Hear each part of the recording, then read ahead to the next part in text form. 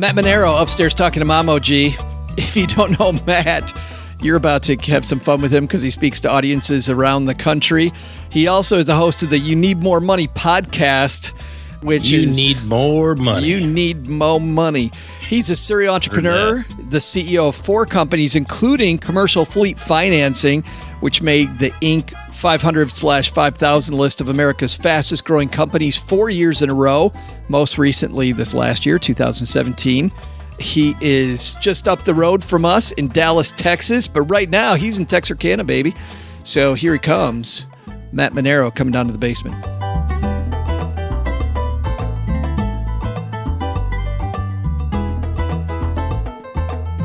Matt, have a seat, man. How are you? I'm so excited to be here, my friend. I'm doing great. I am very happy that you're here to tell your story, and I absolutely love the book, You Need More Money. I'm digging into the podcast. I got to tell you that before we start, though. The podcast is slightly inspirational.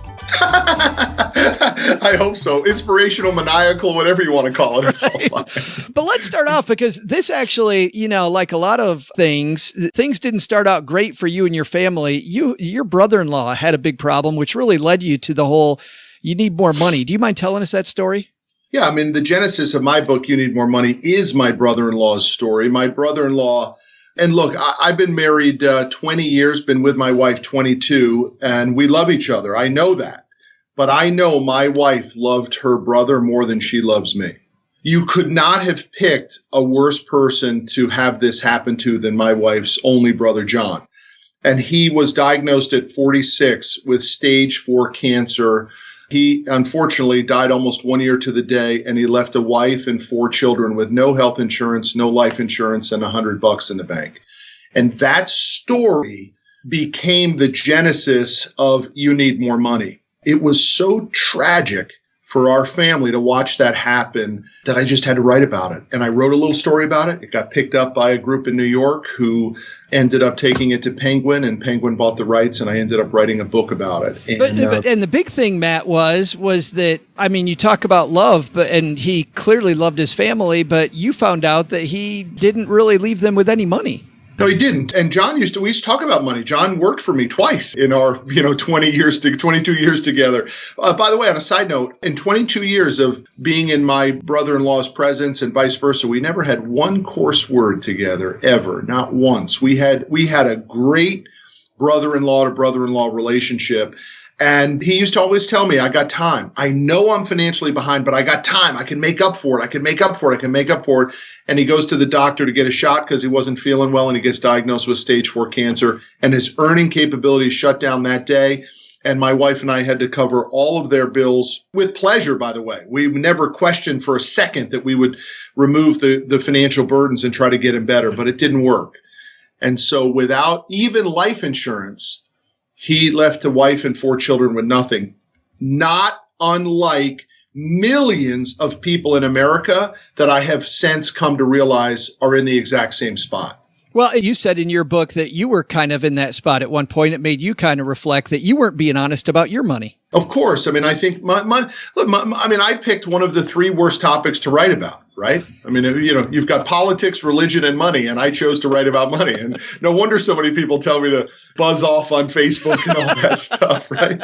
But the reality is people are afraid to talk about money, man. Nobody knows really how to figure it out. And I tried to write a book that told my story of how I went from nothing into something financially. And then along the way, what were the questions that I kept asking? What do people do for a living? How much money do I need? When can I actually invest? When am I out of broke and actually doing okay? I think no one knows those answers. And so I tried to write them down in a book and tell people exactly how much money they need and milestones that they can achieve. And then the second part of the book is this roadmap of how I did it. And I believe if anybody wants to follow it, they can have financial success too. Well, let's dig into it a little bit, Matt, because I mean, your big premise, and you talk about this on your podcast also, people have this false positive like you're talking about. We think we have time. We think everything's going to be okay. And yet we're not nearly as okay as we think we are.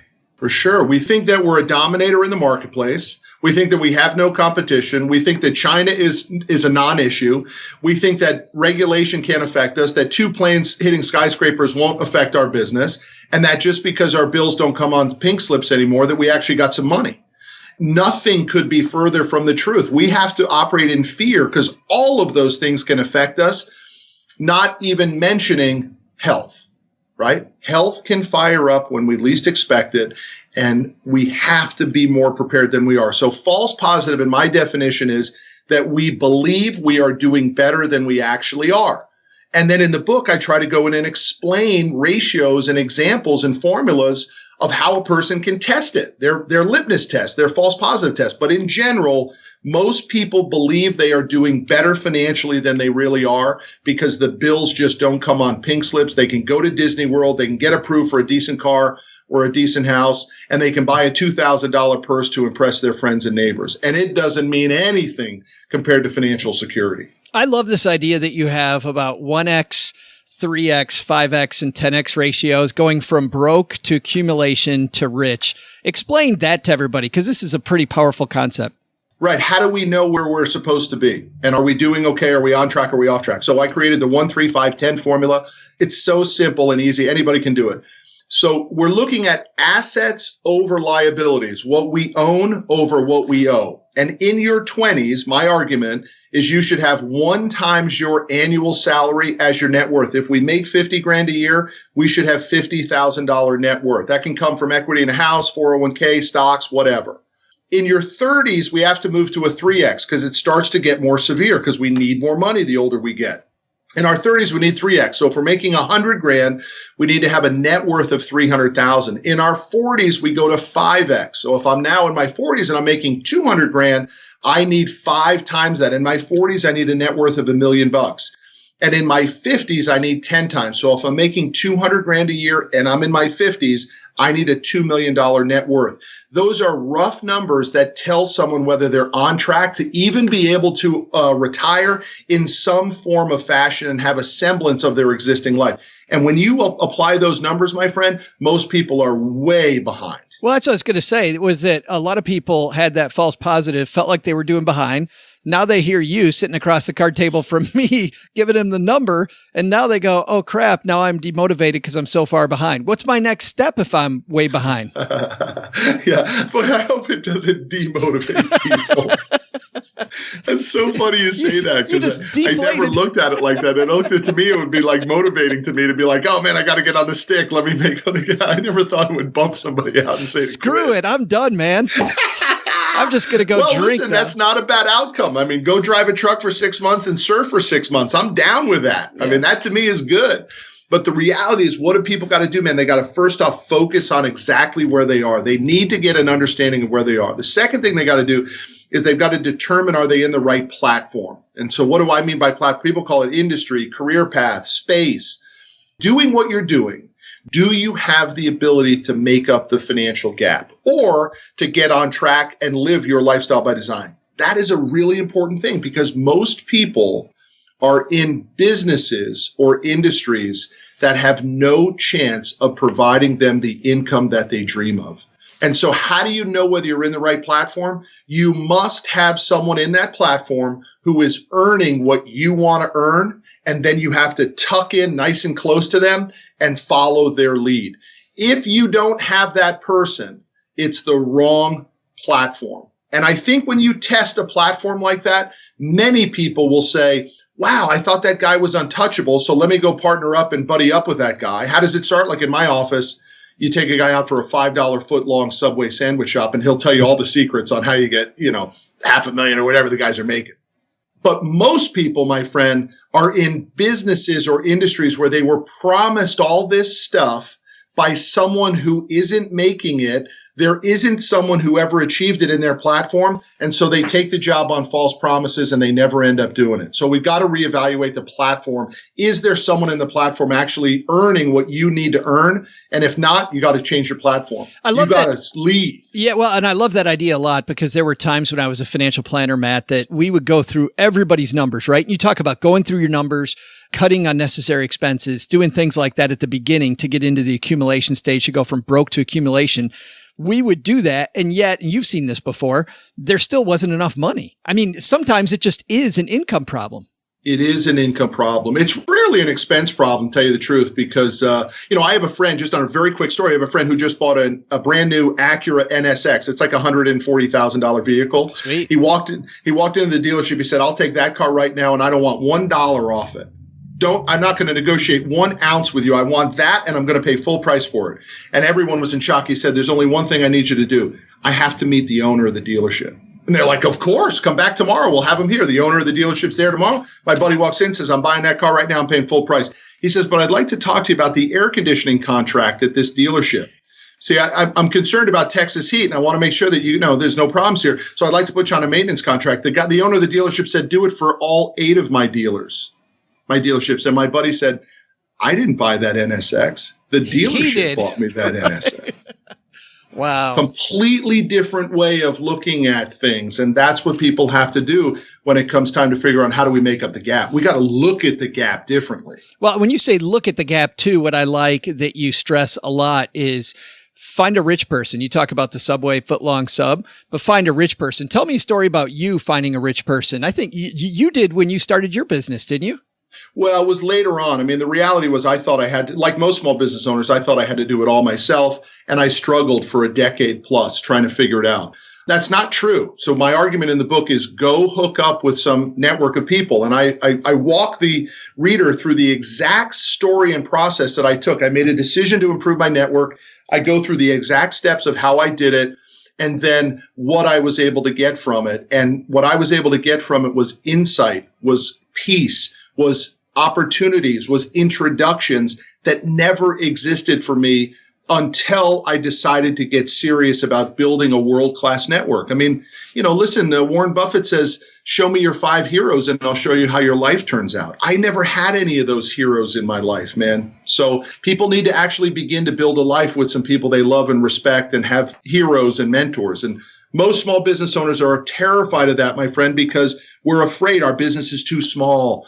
We don't have enough money. They're not going to look at us as important. And so we just stay in this little isolated cocoon called entrepreneurship and small business ownership. And it's a nightmare for most of us. But the key is, and you also emphasize this, you don't have to be a business owner, right? Even to be out building your network or building your net worth. Like there's this big thing out there that to be rich, you have to be an entrepreneur.